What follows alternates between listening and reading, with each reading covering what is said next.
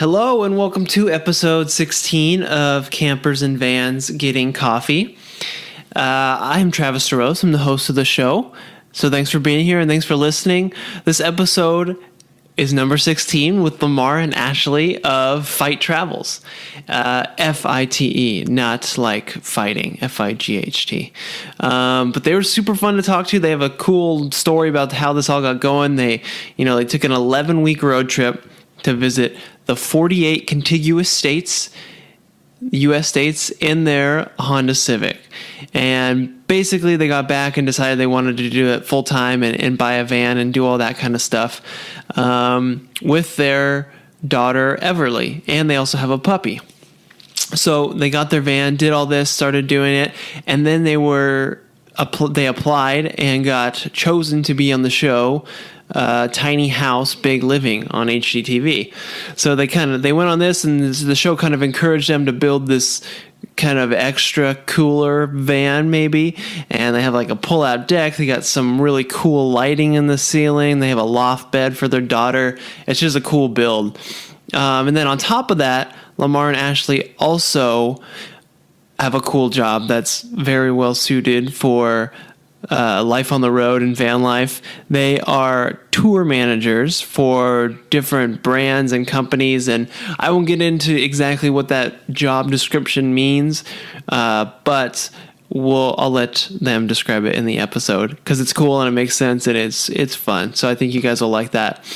But that's it. Here is the episode with Ashley and Lamar of Fite Travels.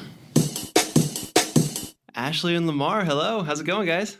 Hi. Hello. How are you? I'm doing good. Thanks for being on the show. Super excited to have you guys on. We're excited to be here. Yeah, definitely. Cool. So you guys, where are you guys at right now? We are in Detroit Lakes, Minnesota. Minnesota. And you're working at a country festival? WeFest. Yeah, WeFest. Mm-hmm. So we're here for the week. It was 63 degrees last night, which was amazing. Sounds nice. You know, yeah. we prefer cooler weather. Yes, me too. It's been like in Southern California here, it's been blistering and people have been that's all they can talk about. That's what I've heard. I have some friends down there who that's their Facebook post every day. Yeah, it's like the most interesting thing when the weather gets like above 85. That's all we could talk about. Yeah, 'cause it's so bizarre. And now we're talking about it again on this show. So right. It's inevitable. Cool. So, why don't you guys tell me a little bit about how this all got started, like how you guys got going on the road with your van, with your daughter, Everly, how this all got going? Well, it kind of started back, I guess the fall of 2015, and we've been working on the road quite a bit. And I was like, Ashley, we should do like a big road trip. And, I was like, just like, a few weeks, but, go across country, and ended up turning into. No, he said 48 state road trip. So it was kind of like okay, sure. Like, okay, that's a good idea. We should do that sometime. And then Lamar went and just planned the entire. I was like, well, what if we did it sooner rather than later? And she was like, well, anyway, long story short, we ended up doing a 48 state road trip, 11 weeks in our little Honda Civic in the summer of 2016, and got back from that and realized, man, actually, we want to be on the road all the time. We just want to be on the road. Like we want to continue this experience that we had, over the last 11 weeks, right? And all the people we had met, all the things we had seen, and so we're like, well, we'd already been looking actually at vans or like in RVs and stuff when we were on the road, and so sure enough, we got back, kind of regrouped, and started planning on getting a van, and we were just like, man, I don't know how we're going to make this work, but we'll figure it out. And sure enough, come February of 17, we pulled the plug on a van and just got straight to work. Wow, right on. So how long, you kind of gave me the timeline, but how long was I guess from when you guys kind of got back on that trip and were like, man, we kind of really want to do this forever. Like how long was that before you really got going in the van? We got back in August, end of August of 2016. And I think it was December, the beginning of December, I started looking because, some months had passed, so we talked about getting one. And then we were like, hey, if we really want to do this, like we should start looking at vans, or else it's going to be something that we just talk about. And so I started looking, and I ended up finding one in Missouri. So it was like 7 hours away, and it had hail damage. And so it was new because we wanted something new that wouldn't just keep breaking down on us. Mm-hmm. And we're by no means like mechanics. We're not mechanics. We don't really know. But we're also we weren't super like wealthy either. So it was like, okay, we want something that's not going to break down, but also something that isn't going to be super expensive, right? And so we were like, well, here's things that have to happen first. We got to rent out our house. Let's sell a car. Let's sell some music equipment, and then, make a down payment on this. And so we had a great deal. It had a lot. It was like 10 grand off of the original price. So we definitely lucked out. It worked in our favor for sure. Wow. Very cool. Yeah. And so it's a Ford Transit that you have? Yeah, it's a 2016 Ford Transit. We wanted something we could stand in. Right. It's the high roof extended. Yeah. We want version. We want it to be a little bit longer. We wanted to be able to stand so we wouldn't have back issues the rest of our lives. Mm-hmm. Yeah, it's a good plan. So were you guys specifically looking for a Ford Transit, or were you just looking for kind of any van that might have been a good deal and kind of fit what you were looking for? Okay. I mean, we looked at, obviously the ProMaster, we looked at a Sprinter and then the Transit as well. But, I saw several like cost analysis that other, van lifers have done on those three. And honestly, like, both times it was kind of pointing at the Transit of kind of being the smartest choice, for all things considered. Mm-hmm. And so I was like, well, okay, that's cool. I've never had a Ford actually, but I do like Henry Ford, and I like the whole story of Ford. And so I'm just kidding, but I mean, true story. You're not kidding. Not kidding. Anyway, and so yeah, we found this one, and it was super great deal, and it was kind of like everything that we wanted. We wanted 360 windows all around, and that was kind of hard to find in the cargo version as opposed to the passenger version. So it was just all around like, there weren't seats in it, so we wouldn't have to like rip out any seats, so that was nice too. Yeah, definitely. And then is it just is it gas or is it diesel? It's gas. Gas. Okay, yeah. I feel like seems like that would be just kind of nicer because it seems gas is just easier to find everywhere. Right. Yeah, there are definite, benefits to each and cons to each, I guess. But diesel's also like a lot more expensive. Yeah, that's true. I guess, huh? That's a good point. We drive actually, so we cheat on our van whenever we have to work and drive a Sprinter. And which normally consists of us caravanning and me driving the Sprinter and Ashley driving the Transit. And oh my gosh, just the gas bill on that sucker is, it's considerably more. Mm-hmm. So go ahead. Sorry. No, I was just saying considering. Yeah. Yeah. So are you driving a Sprinter? Well, that's a whole nother animal. I'll say the short one. I feel like, so we do for work, we'll do, mobile marketing tours. So we work for a client, promoting their brand. And so we have like a work truck that holds all of the setup, like for the event equipment, the tent and whatever else they might have, premiums and things like that. Mm-hmm. And so Lamar drives that truck, and then I'll follow behind in our van.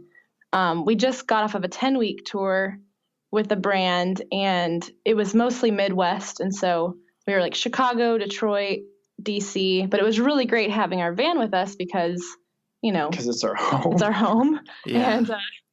And then which most people don't do that. So for us, it's a very much different situation, but it's like the best for us. Well, then on our days off too, we can always go out. We really like being out in nature and everything. So we got to do some exploring in the UP and Michigan UP. Yeah.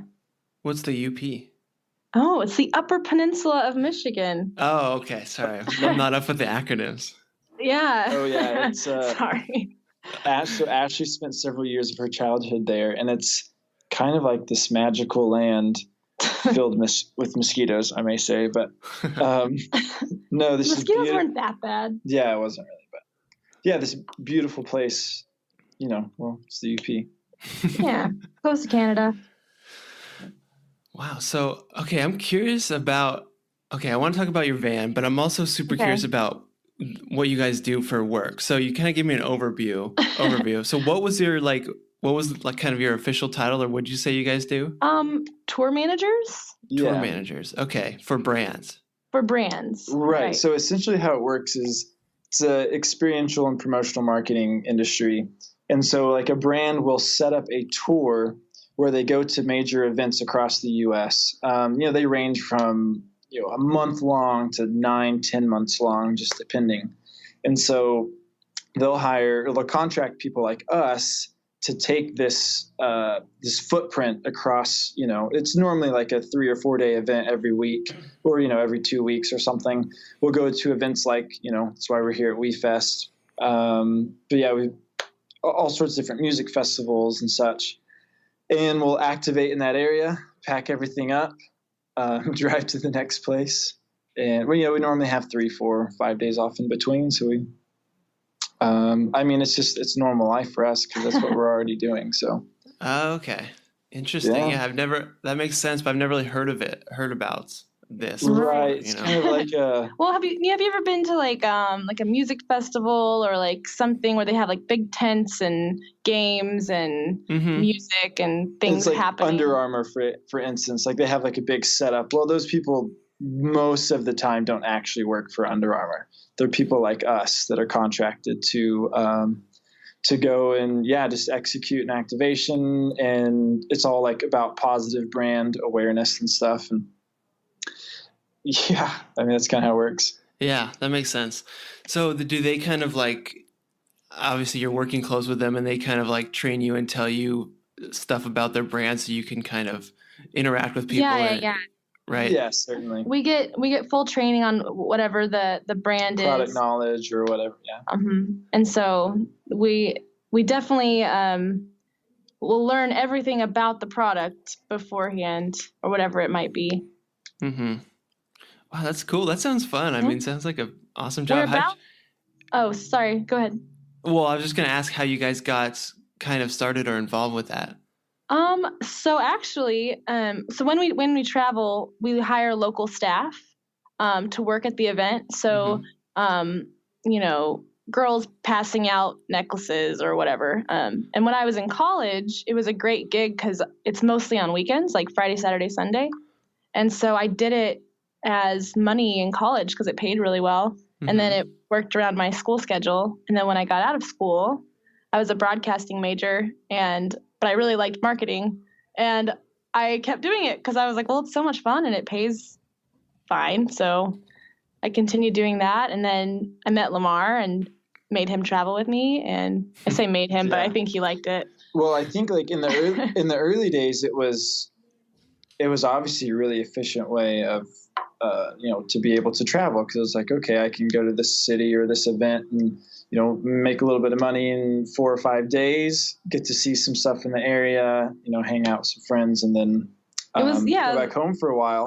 And then I guess that just like continually led to building more relationships in the industry and everything. And then actually getting on the side of like running the tours as the tour manager. So then you're on the road like full time, essentially, with that brand. Yeah, that's cool. It kind of seems like a job that sort of lends itself to like van life and living in a van almost perfectly.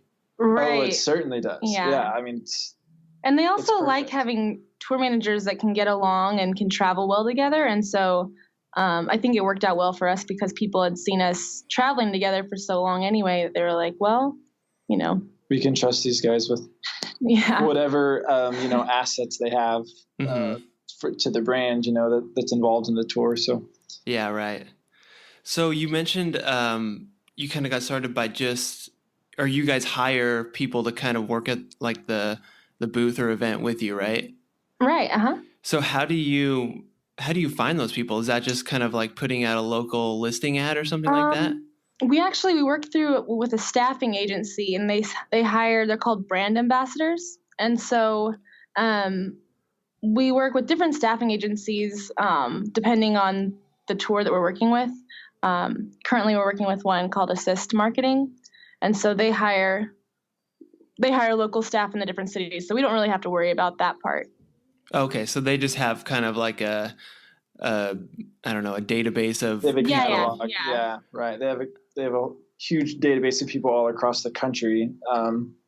And there's hundreds of those staffing agencies, but if you looked it up, you would find like tons of agencies, and really there's there's no serious criteria how to apply other than like they'll do Skype interviews and stuff with people to right. If you've done marketing stuff before, that's beneficial. If you're super extrovert and love talking with people, well, yeah, that's like definitely something for you.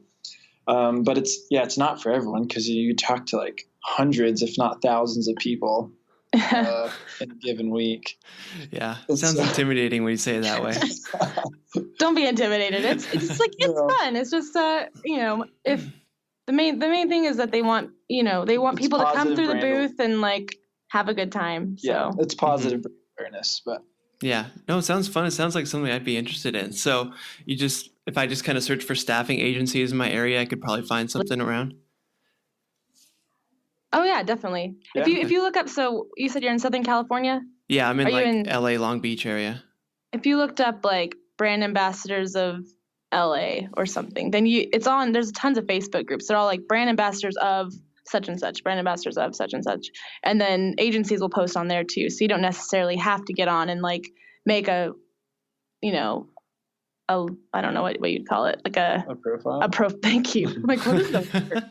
A profile on everyone's site. You could just look on there, and then as jobs come up, you could apply that way too. So. Okay, cool. I mean, if we come out your way, we would love to work with you. Yeah, that'd be great. Keep me in mind. I'd be super down for that. That'd be fun. That'd be awesome. So, do you guys have like a super like fun event or anything that you can remember that really stands out in your mind, or something, I don't know, a cool experience that you guys had? You're laughing. Do you have one? There's just a lot. Oh. So I'll say one. We used to work with the Rock and Roll Marathon a lot with Geico, and so the Rock and Roll Marathon there, they closed down the strip in Vegas. Sorry, yeah, it's in Vegas. Yeah, I don't know why. There's 26, but one of the stops is in Vegas. It is in Vegas, and so it's kind of toward the end of the year. It's in November, and so they closed down the strip. And were you the gecko? Not that time. Oh, okay. Yeah, so sometimes I'm like, a mascot or like whatever, just like depending. Oh, I love when he's the gecko. It's so fun. Oh my gosh! Kids like grab his tail and stuff, and it's hilarious. But anyway, but they closed down the strip, and so we get to like walk out on the strip with like and they only do it, I think, like a couple of times a year. Yeah, 2 times a year for the Rock and Roll, and then for New Year's they shut down the strip, and so that was actually my job as the tour manager at the time. So we were a BA, brand ambassador, and he pulled me. He's like, "Hey, dude," he's like, "Hey, come with me. I have a sweet job for you." I was like, "Okay, all right, whatever." So 5 minutes later, all of a sudden we're in the strip and it's shut down. There's no one, like no cars, no people, nothing. And he's like, "Your job is to stand in the middle of the strip." And I was like, "Are you serious?" I was like, "I don't know." Like, okay, all right, cool. And he's like, "Yep, you just got to let me know whenever runners start coming." And I was like, "All right." And so I was like, I got to walk out on the strip like for, I don't know, like 10 minutes or so. Just like stayed in there. Nothing there. That's kind of cool. I was just looking up around everything. I was like, oh, wow. So that was kind of like, I'm like, okay, well, obviously no one gets to do that unless like it's through some sort of situation like that. So that was a cool one. There's been countless like sweet events. I'm just trying to think through. You keep pointing at me. Hood I'm like, River. I don't know what I should be saying. Hood River. Oh yeah. We worked Ashley worked the. It was a stand-up paddleboard competition. It was like the national stand-up paddleboard competition, and there's like kite boarding as well, and so it was just a pretty place, especially like for being a van lifer. There's so getting many events that are outside of a city.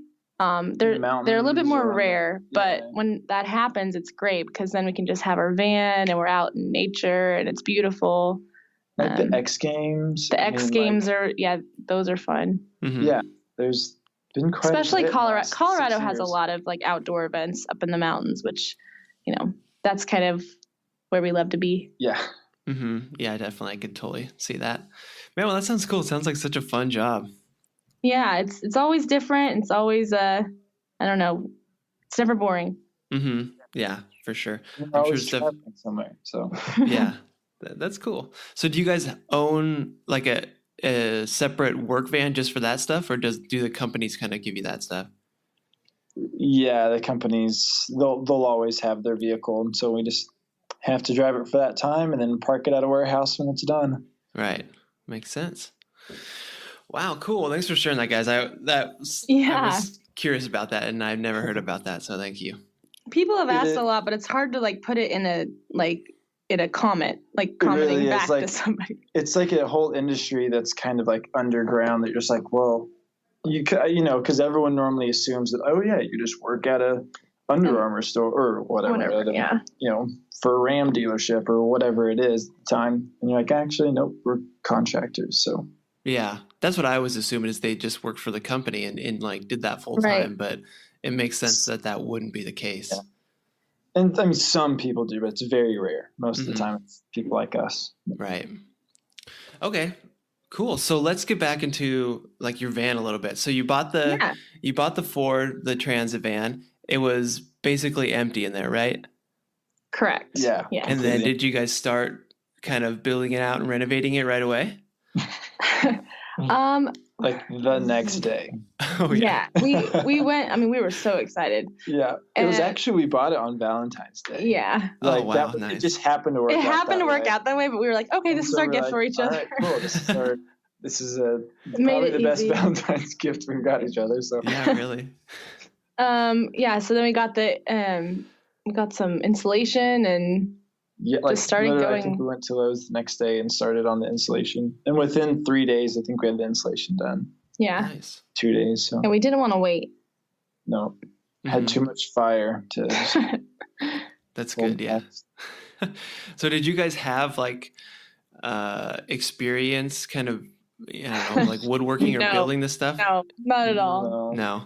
I don't know. I mean, because we were like, well, we can just, and actually there was an event where we slept on the floor of the van in downtown Dallas. Or blow-up mattress. Oh, it was blow-up mattress. Okay. I was like, at first I was like, well, I don't really care like how long it takes.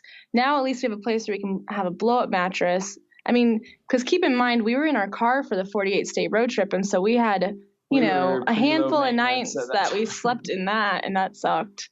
So having like a blow-up mattress on a floor was awesome. You could put a cooler in there, like even without anything in there, it's like there's still all that space. So because we were used to having like a car, literally nothing. Yeah, like so little, and so then I was like, oh, so much room, and people ask us, they're like, how on earth do you like survive being in the van? We're like, well, we used to travel out of a car, so yeah, I'm like, this is way better than a car. Yeah, totally luxury now. Yeah, it is. But actually, sorry, go ahead. Oh no, the process of actually building out the van was like, it's quite an interesting story. Oh, are you gonna tell it? No, I mean, why would you say that and then not let anyone know? Go ahead. You dangled that hook in front of us. We gotta go. Dang it! I'm sorry. I thought that was like where this was going, but. Okay, all right. I think. Ashley will do it. Okay, sorry. Jeez. Okay, so we bought the van. I put on Facebook. I was like, oh, we bought a van because people had kind of followed our 48-state trip, and so we just wanted to post it. Pretty much friends and family. And I had a friend I went to college with, my first year of college, who emailed me after seeing my post and said, hey, I help with casting for Tiny House Big Living. Would you guys want to maybe apply to be on that show? And I like freaked out. I was like getting on a plane. I was like, oh my gosh, like called Lamar. Everyone was looking at me like, what the heck is going on? So we ended up applying for that, and it was kind of a lengthy interview process, but they ended up choosing us to be on the show. And so it went from like, oh, we could be on this air mattress for a while, it's okay, to like, oh crap, now we have to like make this look really cool. And the reason why I mostly bring it up is because like we don't have that experience building the van. Like we don't have any build experience at all. And so then all of a sudden it was like, oh crap. Well, because then I watched the show. I watched the show and I was like, oh, Lamar. I was like, these are really nice little tiny houses. I was like, we're gonna have to really figure out some cool ideas to like how to make this great. And I don't know how we're going to pay for it or do it, but we're gonna have to make. But we're gonna have to do it. A way will come. So. Right. And I mean, it worked out, and honestly, like I think without the show, I don't know if we would have put what we did into it. Yeah. Huh. So it was kind of a blessing in disguise. Yeah, it was definitely a blessing in disguise. Yeah. Or it wasn't really in disguise. It felt like a blessing the whole time. That's true. I wasn't over like, oh, it's in disguise. You saw it there the whole time. All right. I was like, this is really rad. I just hope that they don't find us out and think like, oh, these people don't know how to build anything. Right. Right. That's what I'm saying. Wow, that's kind of cool. That's funny that like this being on the show kind of motivated you to step up the game maybe a little bit. Oh yeah, it definitely did. Especially after watching it, I'm like, oh God. Yeah, right. We were just like, okay. I mean, we'll take a few months to like build this thing and like it'll be done, and however it ends up, well, that's our home. That's like, it doesn't matter because it's not really as like just about the van. I mean, dude, it's about the lifestyle. It's about like. It's about what you're doing. We weren't doing it to impress anybody either. We were just doing it so we could sleep comfortably and like have a place to eat. Almost out of necessity because we were working on the road all the time. And so, yeah, I guess that's probably how our like journey, differed, I guess, a little bit. Is we were already working on the road so much. It was like, okay, well, this obviously makes like tons of sense for us. Mm-hmm. So how did being on that show work? Did they like kind of give you, were they like, we're just going to come out and film you whenever you're working on stuff, let us know? Or were they like, you need to be done by this date? Or like, what was the scoop on that? No, they were actually like the sweetest people and like super, I mean, obviously they had their stuff together. And so they were pretty much just like, hey, you let us know the most ideal dates. We're going to come out 7 different shoot days, and I think it was 4 different trips. Right. And so they're like, just let us know. And we're like, well, we're actually trying to like get this thing done by the summer. And they were like, oh, okay. So that's a pretty quick little timeline. And so they pretty much, I mean, we just gave them the days that we were available, and they were like, okay, we'll try to, make those work. If not, maybe like the next day or, whatever. But because we do contract work and, we can be around or gone whenever, it was actually like super easy because Monday through Friday is like perfect for them. So we're like, okay, well, they came like Monday through Friday. They'd come like the first day they started shooting around like 8 a.m. They'd get there 8, set up everything. And then we'd wrap by 5. Yeah. 8 to 5 operation. The only complication with that was that we had to be building during those hours. And we're kind of slow because we're just learning how to build everything. Mm-hmm. Might I say quite a complication. Actually. Quite a complication. Because they were like, they wanted us to build. We couldn't build 3 months worth of van building into like 7 days. Right, and the first day was like introductions, and the last day was a reveal. So really, it's like 5 days. You have to build this 5 days between 8 a.m. and 5. You have to build this house. Oh my gosh. And so it was a little complicated. I told them, I was like, I'm a little worried about the time frame. And so they ended up finding a guy who does like woodwork who actually lived a couple miles away from our house. And so he came out with like some legit equipment and helped us to saw things and make cabinets. Pretty much just like, expedite the process. Oh, and it made it so much faster because we were like looking up how-to videos and he was like, oh, I know how to do that. So he would like help us, put cabinets together or show us how we were supposed to do it. Helped build like the bulk things, and then but I mean we like did sat there. Obviously it was a joint effort to try to get this thing built. Even Everly helped. Possible. Oh yeah. Yeah. She painted and threw pallet boards in a pile. That's pretty much it. Wow, that's cool. So okay, so you guys were just kind of like, you're maybe like kind of on your computer, like looking up how to do stuff, and HGTV is like we need like some better footage of these guys like building actual stuff. So they hired someone to come over and help you guys. Well, okay, if I may, my Sure. dad was supposed to help us with the build. Mm-hmm. And the week before we were going to start, he was like, dude, I hate to do this to you, but he's like, I have a full-time job that I have to take. And I was like, okay. I was like, I understand that. But then that put us back in the situation of, well, we don't know how to do this. We don't have anyone to help us. So we had, a good friend and business partner that joined us to like pretty much just help be a part of everything. And sure, I mean, still, we just weren't able to like build things quick enough and for the show. And so they were super cool about it. But, he pulled me aside and was like, hey, dude, like if we help make this happen, like, would you want someone to come help you? And we're like, oh my God, dude, please. Like, that'd be awesome. Because at the end of the day, we want the best van we can get. And so we're like, okay, I'm not going to sit there and be prideful and be like, no, we got it, man. Yeah, totally. And then come out with a van that was like not near as. Well, this helped because it was like we had all the things we needed to do to put into the van. And instead of making them where they wouldn't hold up, because I think ultimately that would have been the sacrifice. That would have been what happened is like things wouldn't have been as sturdy. Built as well. Mm-hmm. And then also it was like whatever I had an idea for, the guy that worked with us would know how I could build that to make it happen. It was like a collective consciousness on the set. I mean, really, it was like, hey, okay, dude, this is what I'm going for. And like while I'm like finishing the sentence, he's like, oh yeah, totally. And he comes back like 5 minutes later and it's like, oh, like what the heck? That's like magic. Huh. Like so for instance, our pullout deck is all pallet wood on top. We wanted to use pallet wood because, it's obviously it's kind of a free theme in the van. and it's a theme in the van and has a lot of character. Mm-hmm. But, they all had to be measured exactly the same length and exactly the same height. I hadn't even thought about the same height. We didn't have the tools to do that, but thankfully Justin, who came to help us, he did, and he could measure them real quickly, and it became just a thing that we would just be like bam, bam, bam, and knock it out. But we wouldn't have been able to do that, and we didn't even know that we didn't have, the capabilities to do that when we first had the idea to be able to, Right. Well, that's cool how it just kind of all came together like that, and they were so helpful and flexible to kind of. Oh yeah, they were great to work with for sure. Yeah. So did the whole thing really take was it really built in like 5 to 7 days, pretty much?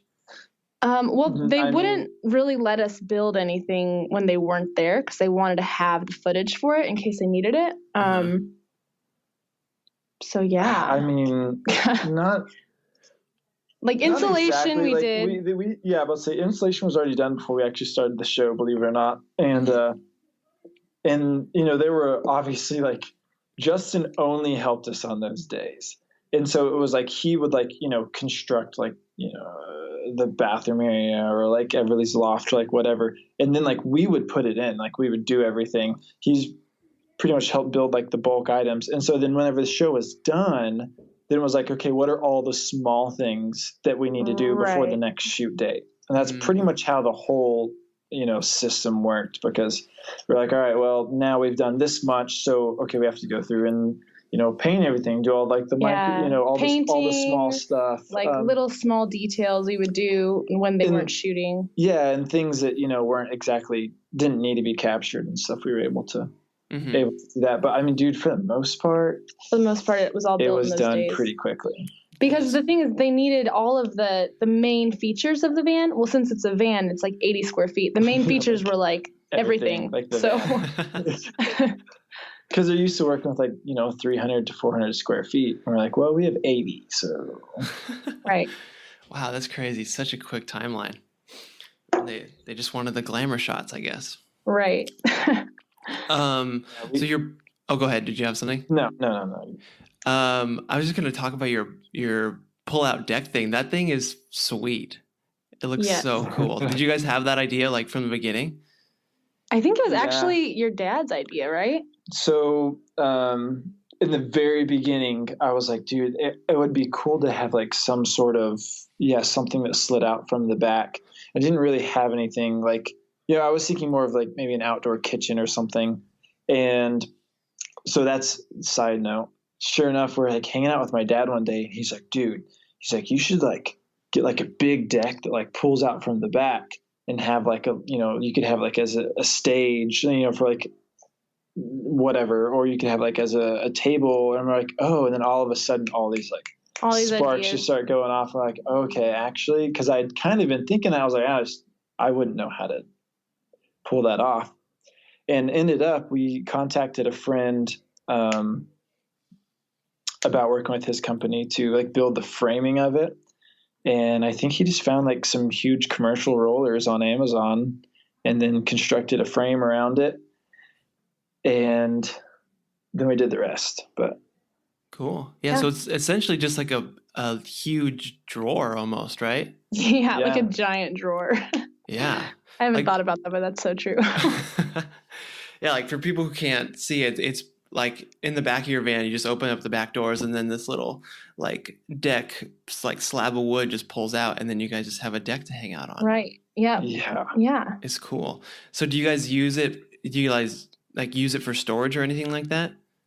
Yeah, we definitely use it for storage. We have like, and it's easy access storage too. Yeah. Like our dog food, we have like a guitar back there, some music equipment, like outdoor stuff, things we don't use every day, but that we would want to access easily. Yeah. We put back on the deck. And then whenever we pull it out, we just like, put that stuff underneath the bed, and then you have the deck out, and it's like, it's perfect. Mm-hmm. So do you guys do you guys use it as often as you thought you would? Like, is it something that you guys are pulling out a lot and hanging out on? I think so. Yeah. Like when we're not in a city, if we're like outside, we pull it out every. It's like right, pretty immediately. But if we're like downtown, we don't. I feel like it would just be like, I don't know. I mean, I guess we could. I mean, it's just. But then people are like, why? When you're in parks or like stuff like that in the city. I feel like that'd be like showing off. There is a certain like, okay, well, I don't know. I'm not going to. Just like, hey, check out my cool deck. Yeah. I don't know. You get some people that are like, oh, this is really interesting. And some people are just like, what the hell are you doing? Right. We did that. We did it in Nashville. Like before we finished the show, but the deck was done, and we went down to what's that called? The Parthenon? Yeah, the Parthenon. And we had a bunch of friends with us. So we pulled it out, and so we're sitting on the deck and underneath the deck and everywhere. Yeah. But everyone, like, of course, like the Parthenon is kind of, busy. And so people are walking by like, what is this? And this deck's pulled out, and, so it becomes like a spectacle. And I'm like, So, yeah, I guess it depends. But, man, when we're out in nature, it's like, okay, that's like everything revolves around that, really, being outside. Yeah. You kind of like, when you're in like a city or something, you guys feel like you're kind of on display out there and people are just staring at you? A little bit. Yeah. And, like, it's so funny because van life is perceived like the extreme of how it's perceived is really interesting, because people will be like, we've had everything from, oh my gosh, this is so, like, you guys are, I mean, man, you're really doing it. Like, this is so fun, all that. And then I've had people that have been like, so, like, are you okay? Like, did you guys hit some rough times? Like, yeah, rough times. Like, oh, man. And so, like, it really is just like, I mean, no, we're actually doing it by choice. But you definitely get those extremes, because people will be like, oh, I'm sorry that you have to travel and live in this van. Yeah. And then some people are like, wow, that's awesome. I want to live in a van. It's like my dream. So I guess too, it does get a little bit like tiresome of people just coming by all the time. That sounds really like unfriendly. We're super friendly. I was like, I don't know if we ever get tired of it. Really. Well, that's good. That's good. And then you guys have like these cool like little lights in your ceiling too. Yeah. What are those? Those things look sweet. There's Christmas lights. We drilled holes through the ceiling, like through the wood, and poked the little Christmas lights through. And so we made it so we can turn off half of the half that goes over Everly's bed. We could turn off that half, keep the other half on. I'm like, even though it's like, it's still, right by her head. Right there. It's not like in a separate room or anything, but just in case we needed to like turn off half and get her to sleep. But she's a pretty hard sleeper. Works out. She's nice. Super hard sleeper. But yeah, we call them like the starlit ceiling. Yeah. It looks so cool. It looks so nice. So that's just like, it's just Christmas lights stuck in there, and you guys just did that before you put up the ceiling, really. Yeah, we just drilled holes through that plywood after we painted it, or before we painted it, and then put all the little Christmas lights in it, and then just lifted it up and drilled it into the ceiling. Yeah. Wow. Yeah, it's beautiful. It's like something you find on like a Rolls Royce ceiling. It's crazy. Yeah. You know? So is that like kind of is that like the main lighting for the van, or is that just kind of like mood accent lighting stuff? Originally, it was supposed to be just mood accent lighting because we have these little puck lights underneath the cabinets, but they are shit. So, they're battery powered, so the batteries just like go out. That's on us. That was our bad. Like, we didn't put there's not really any serious wiring throughout the van. So we were just like, well, let's get some, battery powered puck lights. Keep in mind, this was like whenever we were going through all of the decision-making process for the show and everything, and it was like, okay, well, that's like a small deal, like whatever. Okay. And then now it's like, that was a bad mistake. Like, well, I mean, it wasn't like bad, like where I'm like crying about it, but it's like, man, I wish we could have just done. No, as in when you realize how many times you go and buy freaking batteries for those, it is so annoying. Like it just doesn't make sense. Lots of batteries. Yeah, it doesn't make any sort of sense. So okay. And Everly will go like turn them all on, when we don't know about it, and then we're like, the lights are on, and now they're dead, and now I have to go buy batteries again. Oh man. So I guess that being said, the starlit ceiling kind of turned into our main. And they're bright. I mean, it's super bright. They're not like really warm, like yellowy lights. So they're nice and bright and they work fine. It's just they draw a lot of attention if like all of our windows are open. Yeah.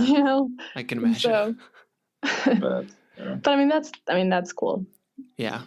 So you would recommend people do like the full, like, just hardwire your lights in. Don't do battery operated. Yeah. And I mean, everyone does, right? But like, I don't think anyone really was just like, oh yeah, it's a good idea to put like battery powered in there, like some puck lights. But for anyone on the edge, this is Go ahead and do that. Just do it. Just go ahead and do it. Everything. Go for the wires. Yeah. Right. At the time, it was like a small deal that like quickly realized like that was obviously the wrong decision. So they should have just put that extra effort in. But it's okay. It happens. Yeah. And then you guys have a loft bed over yours for Everly. Yes. That thing's cool. So it's just such a good idea. Just put it right over there. And so is it like, it's not a full-size twin, is it? It's like crib size. Okay. We actually used like her mattress that was in her crib at the time. Because she was two. She was two. Put it in there, and we used that kind of actually for the rough, build dimensions. Right. But then we ended up making it a little bit bigger, and we actually just got like a 4-inch foam topper and cut it to size. Oh, okay. And put a sheet over it, and I mean that's kind of like pretty much it there. Yeah, perfect. She's happy with it, huh? Oh yeah, dude, she loves it. Yeah. She loves to like give people tours of the van, and she'd be like, and this is my loft, and these are my toys. Like that's like her two things. Because her toys are in the stairs that lead to her loft. So it's kind of like a whole like, Everly funnel up to her bed. So she's like, yeah, these are my stairs, and then these are my. She's like, and look in here. And then this is my loft. Oh, that's cool. Yeah, she has like her own little area in the van, huh? Yeah. And that was definitely intentional. Like, hey, if we're going to be on the road all the time, we want her to have her own little space that she can rely on. Yeah. As hers. Mm-hmm. Definitely. So was she on, when you guys first did that like 48 states trip in the car, was she with you then? Yeah, she was. Wow. So the three of you guys were in, you said like a Honda Civic or something? Yeah. She had just turned 2. So that was interesting. Ashley's parents got us a Thule car topper for Christmas, and so we threw that up on top, and then we had Everly in the back seat and the trunk full, and we had lots of stuff. Yeah. We have a little video on our YouTube of us. I mean, we did it for friends and family, so it was kind of like, they're kind of funny videos, but of us packing it and all the stuff we put in it. We watched it the other day just to like reminisce. And we had so much stuff like, that we took with we us. live in a van with more space now, and I feel like we had so much unnecessary stuff. Mm-hmm. Yeah, you just kind of learn what you actually need and what you don't, really. Right. Yeah. Wow, so how old is Everly now? She turned 4 in May. Okay. Man, what a cool, fun way to kind of grow up on the road like this. Like, how does she love it, or like it's just kind of her way of life? I think she loves it, but I don't think she knows anything different because when she was like 2 weeks old, we decided to move to Denver, and then we were going back and forth between Denver and Oklahoma City for a while, and Seattle. So she traveled a lot when she was, a baby, but she doesn't remember any of that. But I think kids, I don't know. I think it shapes them somehow, even though they don't remember. Yeah, not that it probably made much of a difference, but she tracked in like 15,000 miles in her first 3 months of oh my gosh, being alive. And like most people were like, "Oh, I won't travel with my kid till they're 1," and we were just like, well, I couldn't wait a year to really travel. have an option, and so we were like, yeah. And travel kind of kept me sane, I think, as a new mom, which is maybe opposite for some people, but it made me feel like I still was keeping a part of like myself, by being able to travel. And I think there's a balance there in whenever you have a kid, it's like, okay, you can now like live for your kid, or you can still like, kind of have a 50-50 there where you still follow your legend, you still follow the path that you were meant to go down, because that's going to show your kid so much more than if you like drop everything and not have any and not follow, I guess, your dreams and your dreams. Because like, what are you telling your kid? Okay, well, you have a child and then you drop everything. I mean, not that everyone does. I'm just saying, like, we had to like find some sort of balance there. Mm-hmm. Yeah, definitely. You want to be like, show her like, be role models for her, basically, right? Right. Yeah. I mean, it just seems like it would just be so fun because she gets to go so many places and learn so much new stuff and see things. It seems great. Yeah, she definitely loves it. I mean, we had to stay, sometimes we stay in a hotel because our, the company will be like, hey, we have our work teams all staying in this place. So we'll, be like, oh, this is awesome. She's going to get to like play in a bigger space. And she'll be like, can we just stay in the van? Oh, so weird. And I'm like, oh, that's weird. Why does she want to do that? I figured that she'd want to like be able to have more space to play. And she's like, well, we can stay here for a couple nights, but then we got to go back to the van. I'm like, okay, all right, sure. Oh man. So I mean, based on that, I think she likes it. Yeah, that's a good indicator, I guess. So what have been some of the issues, I guess, of traveling with her? Childcare. Yeah, probably finding childcare is kind of difficult for when we're working. But I mean, obviously, everyone has to cross that bridge. If we were in one place, then we would have a normal setup. We'd have people that could watch her. Lamar's parents are actually really awesome. My parents are rock stars. We will fly them out to places to watch her. And oh, cool! Like 3 weeks ago, I was like, okay, Mom. So here's the deal. We have to work this event in Chicago like for 5 days, and it's over 4th of July.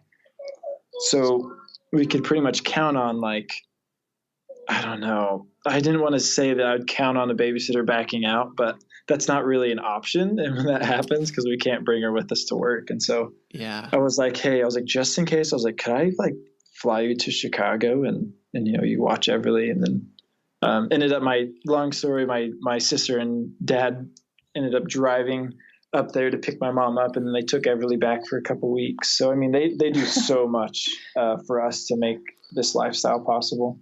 Wow, that's so cool. And then so I guess she's 4 now, you said? Yeah, she's 4 now. When does schooling start and that kind of stuff? I don't really know the ages generally. So she would be going into preschool this year. But we're doing like homeschooling. So we're doing like kindergarten, I guess now. Mm-hmm. Preschool / I guess pre-K kindergarten this year. So she's learning how to read. She's learning, lots of letters, and we do a lot of of course, like when we're on the road, we go, I don't know how much she's retaining as far as like history and monuments and things go. Right. But of course, like we'll stop by, like we went to a dinosaur museum and learned about dinosaurs. And so being on the road is really helpful because there's so many different places that you can stop to learn about new things. And so she's kind of like a little sponge right now. Mm-hmm. Yeah, her geography's pretty good, actually. Pretty solid. Like, I mean, this was, I guess, with, last summer we were traveling around the Pacific Northwest quite a bit. And so we would, look at a map and we'd show her like where we're going and where we've been and where certain people live and all that. And then like while we were driving, we like, hey, so where's Hood River at? It's Hood River, Oregon. Okay, where's Seattle at? Where's Port Angeles? Stuff like that. And yeah, and so, we tried to use like, I guess, everyday like education, really. Just where we're doing things every day to try to teach her. And we've done that, man, since she was small. We'll tell her things, or we'll try to, just generally explain things at a very basic level that she may or may not understand at the time. But then we later realize, like, oh, I think maybe she did pick that up, actually. Right. So. Mm-hmm. Yeah, it's cool. It just seems like such a unique opportunity for her to learn stuff that way, that most kids would never even get the chance. Right. Right. And, there's actually like so much research behind the idea that whenever we learn something as an experience, we learn it way better than learning it out of a book or like sitting in a classroom. So we try to use that to our full advantage because it's more significant of a memory whenever you go to that place that you were learning, right, or that you would typically learn at, Mm-hmm. Yeah, that makes or whatever. sense. And so, I don't know. I mean, there's pros and cons, but Mm-hmm. Yeah, same with everything, right? Right. Yeah, there's converse to everything. So. Yeah. So I mean, hopefully have you guys? She turns out okay. Yeah.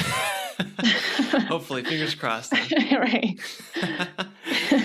I mean, like, have you guys thought about kind of the future a little bit, like the next few years? Or are you just kind of planning to keep homeschooling her and traveling and all that kind of stuff? Just keep going as you are? I think we'll probably do this for another year. So we still want to continue to do tours. We have been looking at land. We've been looking at land out in Colorado.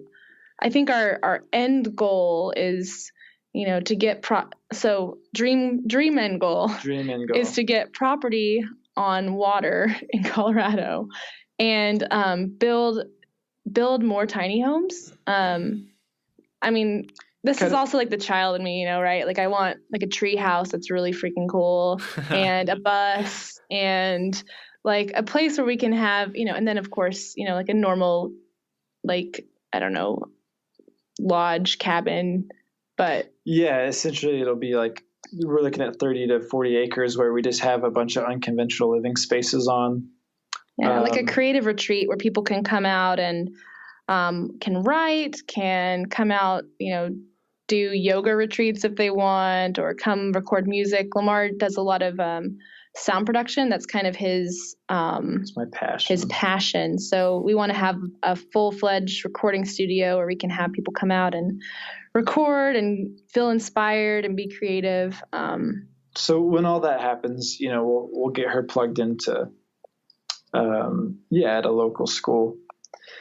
But I don't know. I really wish there was some sort of hybrid education system where, because like we leave it weeks at a time at that point. Right. And so it's like, we still want her to where she's involved in a school and everything. But if we need to leave for a couple weeks, like it's not like a huge deal. Yeah. And so I really don't know the solution there, but I'm looking for one. So. Yeah. Yeah. I'm sure something will come up, but yeah, that's a tough little tricky situation, but yeah, man, well, that sounds cool, like to have kind of a home base kind of area with all this stuff, and then you guys could still head out in the van or whatever if you guys wanted to go for trips. And that's the plan. Ev really wants to have an airplane house. Ooh, that sounds cool. Yeah, that's gonna be a trip. We're like, okay. I'd like to have a teepee. Yeah. Oh, okay. So like just a bunch of different smaller alternative tiny home, unconventional tiny home spaces where people can come in and have a really awesome environment to regroup in the mountains. And yeah, just recently we've been like, okay, well, we'd rather wait just a little longer and get something on water. So fingers crossed. I think really you can achieve whatever you want as long as you know what you want.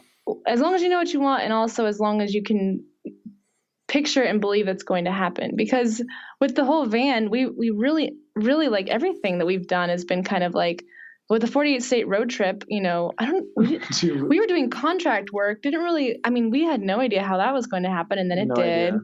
And then the next bigger thing would be like the van. And then with everything that happened with that, it's kind of just it's given us a lot of growth and a lot of faith that, life happens for you, and that if you stay positive and look for the open doors, then you'll see them. If you believe that they're there.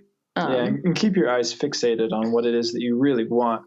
I mean, we went through this fall, we went through a 6-week program where we pretty much just crafted together, okay, what does our life look like now? What are our beliefs in all these, 12 different areas of life and everything, and where do we want to be? And then what's our strategy to get there? And we compounded it in a book. And so essentially, we've been on this fast track of okay, well, we know exactly what we want. We know our end goal. And so everything, all of our energy is just pointed in that direction. It's just the van is an amazing way to get there for us. Wow. Perfect.